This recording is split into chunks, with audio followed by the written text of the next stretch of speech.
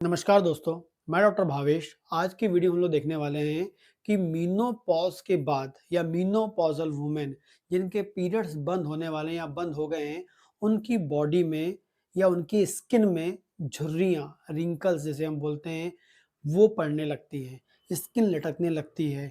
जो ये झुर्रियाँ हैं या जो रिंकल्स हैं, ये एग्ज़ैक्टली एक बुढ़ापे की इनिशियल स्टेज होती है और यदि हम इस पे ध्यान नहीं देते हैं, तो ये बढ़ते जाती है और आप बहुत जल्दी आपका जो चेहरा है, वो बूढ़े जैसे लगने लगता है। तो ये क्या कारण होता है? किस कारण से होता है? और हमें इसे बचाने के लिए या अब इसे ठीक रखने के लिए हमें क्या करना चाहिए? ठीक है? तो आपको बता दूँ मैं कि मेनोपॉज़ के पहले हमारी जो फीमेल्स होती हैं या हमारी जो महिलाएँ होती हैं, उनमें रिंकल्स नहीं आते, झुर्रियाँ नहीं आती हैं। स्किन जो चेहरे की बिल्कुल अच्छी दिखती है, बॉडी की स्किन भी बहुत अच्छी दिखती है। झुर्रियों का जो पहला इफ़ेक्ट है चेहरे पे दिखता है, बूढ़ा दिखने लगता है चेहरा।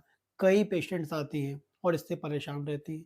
लेकिन यदि ये जो मैं आज आपको बताऊँगा डाइट या जो मेडिसिन बताऊँगा, यदि आप पहले से लेना चालू कर लेते हैं, तो आपको ये प्रॉब्लम नहीं होगी। तो क्या होता है मेनोपॉज़ से पहले उनकी बॉडी में ईस्ट्रोजन का लेवल नॉर्मल होता है।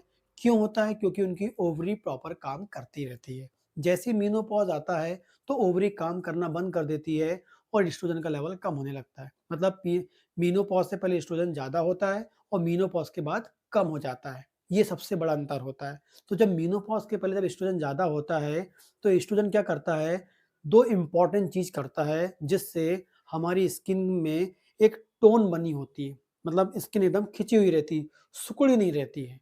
ठीक है? तो एस्ट्रोजन क्या करता है, इस टोन को बनाने के लिए, टोनिसिटी को मैनेज करने के लिए, स्किन की टोनिसिटी को मैनेज करने के लिए 2 इम्पोर्टेंट काम करता है। पहले तो जो एस्ट्रोजन होता है, वो क्या करता है, हमारी जो स्किन है, उसके नीचे एक बेस लेयर होती है। यदि आपका बेस खराब हो जाएगा, तो ऊपर की स्किन तो बहुत पतली है, लेकिन उसके नीचे एक थिक लेयर है, आप पकड़ के देखेंगे, एक थिक लेयर होती है। वो थिक लेयर होती है कोलेजन की। वो कैसी लेयर होती है? कोलेजन से पूरी बॉडी में जो है कोलेजन लेयर होती है। यदि वो कोलेजन लेयर डिसअपियर कर दिए, वो कोलेजन लेयर गायब हो जाए, कोलेजन लेयर वो जो उसकी मोटाई उसकी खत्म हो जाए, कोलेजन लेयर बॉडी में बची ना हो, तो आपकी स्किन कैसी हो जाएगी? पतली हो जाएगी। क्योंकि एक प्रकार से एक झिल्ली ऊपर एक पॉलीथीन डली हुई है और नीचे इसके बेस डला हुआ और बेस क्या होता है? कोलेजन लेयर होता है। इस कोलेजन को फॉर्म करने के लिए हर बॉडी में जो फीमेल की बॉडी में ईस्ट्रोजन इंपॉर्टेंट रोल प्ले करता है। ईस्ट्रोजन अच्छा होगा तो जो कोलेजन होता है वो प्रॉपरली होता है और स्किन की थिकनेस जो होती है, मोटाई वो प्रॉपर होती है, कोलेजन नॉर्मल होता है। और साथ में जो ईस्ट्रोजन होता है वो बॉडी में ब्लड वेसल्स को क्या करता है, प्रॉपरली डायलेट करने में, मतलब उसके जो डायमीटर्स को मैनेज करके रखता है।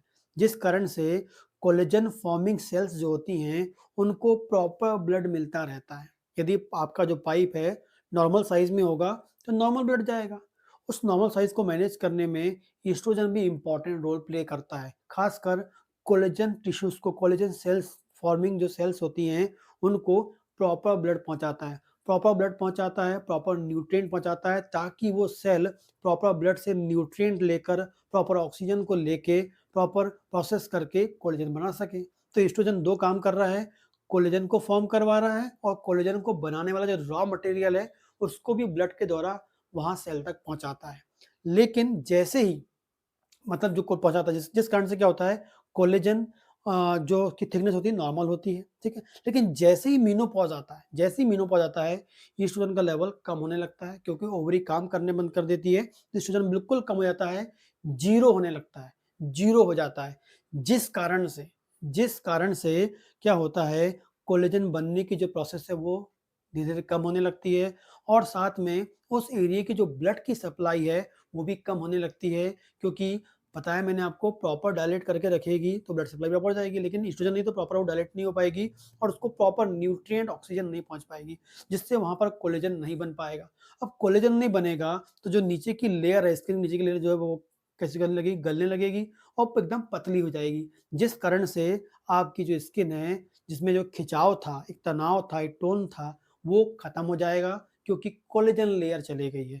और कोलेजन लेयर क्यों गई है? क्योंकि डेफिशिएंसी ऑफ ईस्ट्रोजन। ईस्ट्रोजन की कमी के कारण क्या होता है, कोलेजन लेयर चली जाती है और एग्ज़ैक्टली मेनोपॉज़ के बाद कोलेजन नहीं बनता है क्योंकि एस्ट्रोजन नहीं होता है। इस कारण से आपको मीनोपॉज़ के बाद आपको झुर्रियाँ आपके चेहरे पे खासकर पहले आती है, इस एरिया में झुर्रियाँ आपको आने लगती है, क्योंकि टोनिसिटी खत्म होने लगती है। आपका चेहरा ऐसा मतलब गाल दबने लगता है। अभी जो नॉर्मल एज होती है या मतलब 30-35 साल में थोड़े गाल आपके फूले होते हैं, मतलब एक प्रकार की जो स्किन होती है वो टोन होता है, लेकिन वो गायब हो जाता है क्योंकि कोलेजन नहीं होता है और सबसे पहला चेहरे पे दिखता है, जिस कारण से आप बूढ़े दिखने लगते हैं या बूढ़े दिखने वाली एज आपकी आने लगती है। तो ये होता है मेनोपॉज़ के बाद आपकी बॉडी में कोलेजन का ना बनना ड्यू डेफिशिएंसी ऑफ एस्ट्रोजन। लेकिन इससे बचना कैसे है? मेनोपॉज़ की जो एज होती है 45 होती है या 40 से 45 आप मान लीजिए। आज के ज़माने में 40 से 45 कॉमन एज हो गई मेनोपॉज़।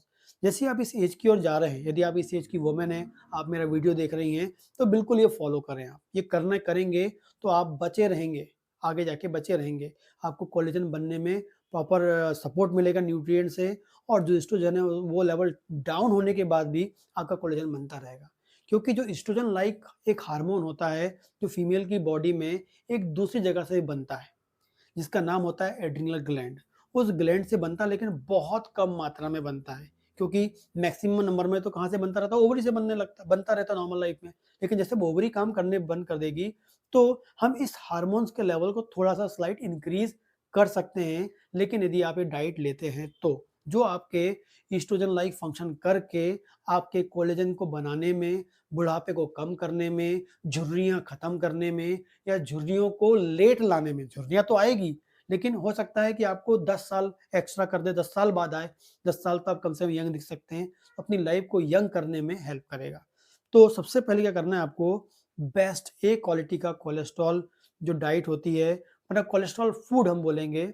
एग्ज़ैक्टली हो सकता है किसी को डिस्लिपिडीमिया हो या दूसरी प्रॉब्लम हो कोलेस्ट्रॉल वाली, उनको छोड़ के जो वुमेन जो कोलेस्ट्रॉल की प्रॉब्लम नहीं है, कोलेस्ट्रॉल तो हर कोई ले रहा है बॉडी में, हर कोई अब बॉडी में ऑयल ले रहा है, लेकिन बेस्ट क्वालिटी का यदि ले लेते हैं हम, क्योंकि हमारी बॉडी में जो एस्ट्रोजन लाइक जो हार्मोन्स होते हैं, इनको बनाने वाला जो रॉ मटेरियल होता है, वो होता है एग्ज़ैक्टली कोलेस्ट्रॉल।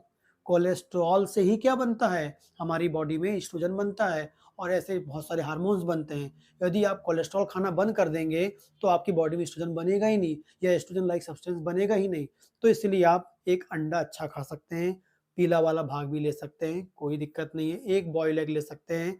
बाकी जो ऑयली फूड्स हैं आप वो फेंक दीजिए, उन्हें बाहर कर दीजिए, उनको मत खाइए क्योंकि वो बैड कोलेस्ट्रॉल वाला है। अच्छा जो ए क्वालिटी का जो कोलेस्ट्रॉल है, वो आपको मिलेगा अंडे से मिल सकता है। आप व्हाइट और येलो दोनों खा लीजिए या फिर 1 गिलास दूध प्रॉपर आप पी लीजिए।